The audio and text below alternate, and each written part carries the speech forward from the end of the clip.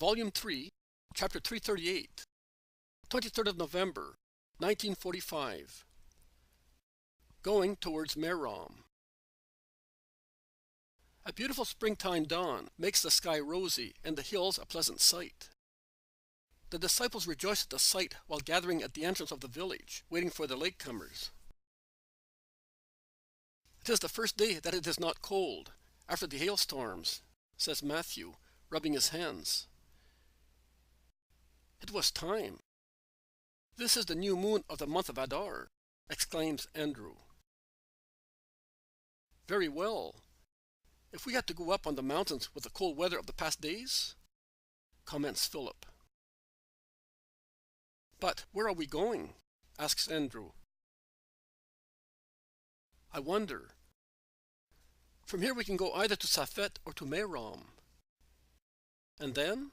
replies James of Zebedee, and he turns round to ask the sons of Alphaeus, "Do you know where we are going?" "Jesus told us that he wants to go to the north." "That is all," says Judas of Alphaeus laconically. "Again? At the next moon we must begin our Passover pilgrimage," says Peter, not very enthusiastically. "We have plenty of time," remarks Thaddeus. "Yes, but no time to rest at Bethsaida." "We shall certainly go there to get the women and marjoram," replies Philip to Peter. "What I ask of you is not to look bored or indifferent or the like. Jesus is most depressed. Yesterday evening he was weeping. I found him weeping while we were preparing supper. He was not praying out on the terrace as we thought. He was weeping," says John. "Why? Did you ask him?" they all ask. "Yes, I did. But all he said was, 'Love me, John.'" "Perhaps it's because of the people of Chorazim." The zealot, who has just arrived, says, "The master is coming here with Bartholomew. Let us go and meet him." And they set out, but they continue their conversation. Or it is because of Judas. "They remained alone last night," says Matthew. "That's right. And Judas had previously stated that he was upset and wanted to be alone," remarks Philip. "He did not want to stay even with the master, whereas I would have been so glad to be with him," says John with a sigh. "And I," says everybody. "I do not like that man. He is either ill, or bewitched, or mad, or possessed. There is something wrong with him," says Thaddeus resolutely. "And yet, believe me, on our way back here he was a model disciple. He always defended the master and the interest of the master, as none of us ever did. I saw him and heard him myself. And I hope that you do not doubt my word," states Thomas. "Do you think that we do not believe you?" "No, Thomas. And we are pleased to hear that Judas is better than we are. But you can see it yourself. He is strange, is he not?" asks Andrew. "Oh, he certainly is. Perhaps innermost problems worry him. Or probably because he did not work any miracle. He is rather proud. Oh, for a good purpose. But he is keen on doing things, and he likes to be praised for them." It may be. But the master is sad. Look at him over there. He does not look like the men we have always known. But long live the Lord. If I should find out who is making the master suffer, well, that's all. I know what I will do with him, says Peter.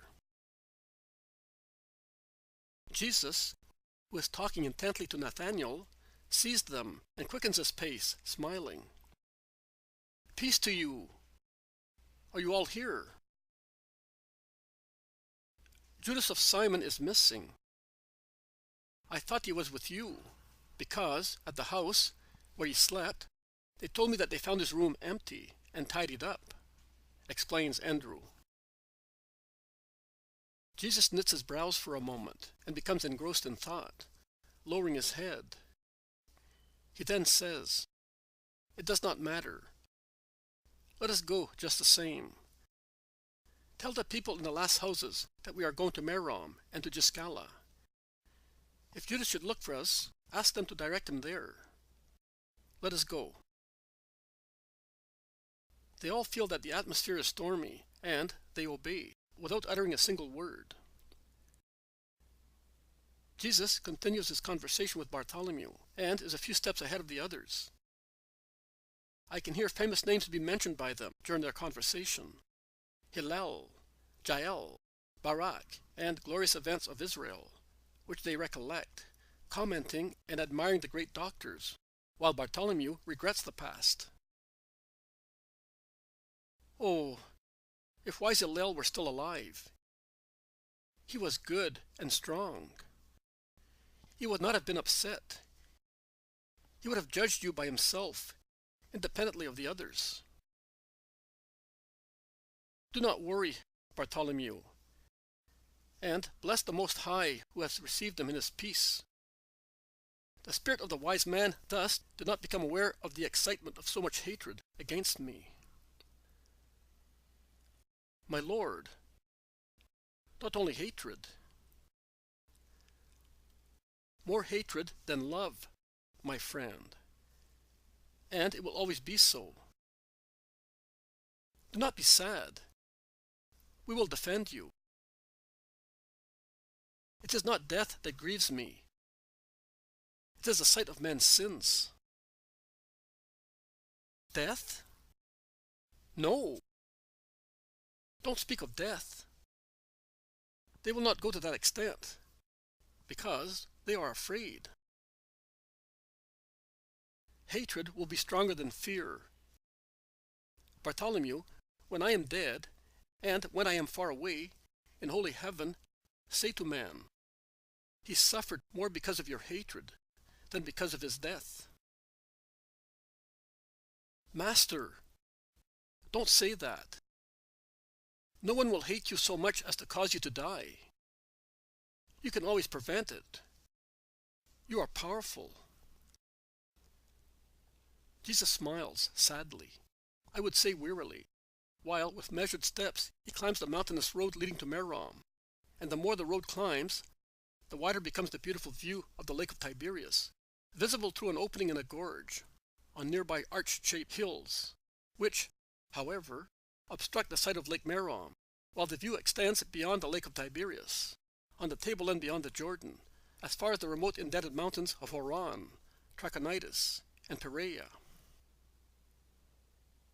But Jesus points to the north-northeast, saying, after Passover we will have to go there, to Philip's tetrarchy, and we shall just have enough time to do so, as we shall have to be in Jerusalem once again for Pentecost. Would it not be more convenient to go there now? We could go beyond the Jordan, towards its sources, and then come back through the Decapolis. Jesus passes his hand across his brow, with the tired gesture of one whose mind is clouded, and he whispers, I do not know. I do not know yet. Bartholomew. How much depression, sorrow, entreaty there is in his voice. Bartholomew bends a little, as if he were hurt by Jesus' strange, unusual tone, and he says with loving anxiety, Master, what is the matter with you? What do you want from old Nathanael? Nothing, Bartholomew. Your prayer, that I may see clearly what is to be done. But they are calling us, Bartholomew, Let us stop here. And they stop near a group of trees. The others appear round a bend of the path.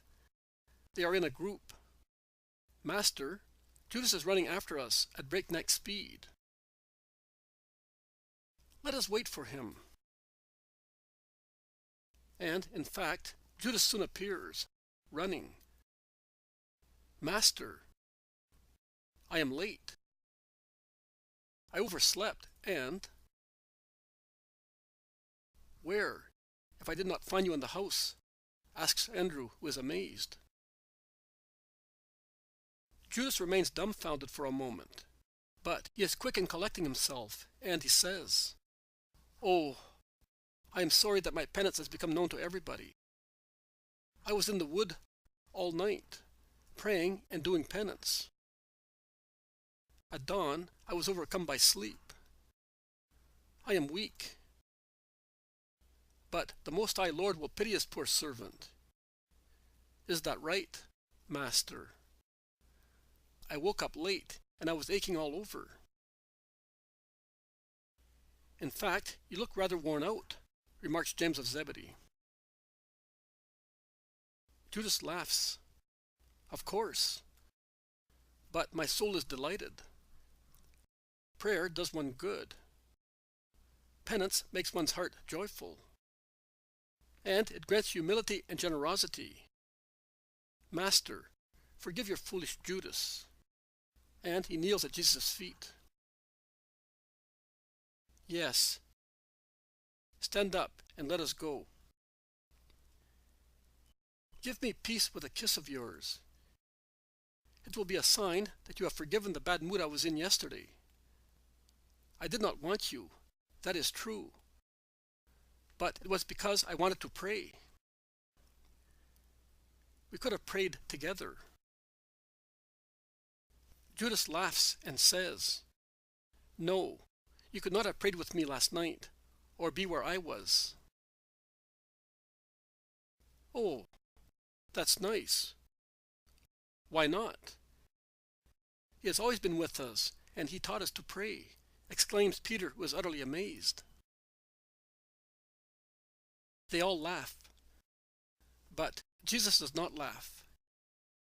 He stares at Judas, who has kissed him, and is now looking at him with eyes glaring with biting malice, as if he wanted to defy him.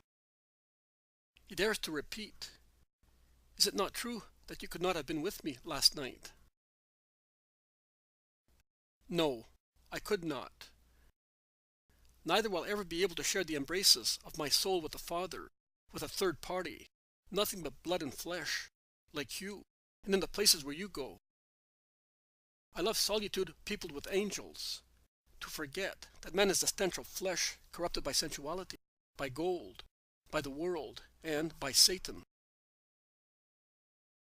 Judas no longer laughs, not even with his eyes. He replies gravely, "You are right. Your spirit has seen the truth. So, where are we going?" "To venerate the tombs of the great rabbis and heroes of Israel." "What? Gamaliel does not love you. And the others hate you," many of the apostles say.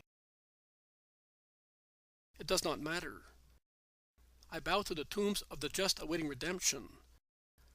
I am going to say to their bones, 'He who inspired your souls will soon be in the kingdom of heaven, ready to descend from there on the last day, to make you live again and forever in paradise.'"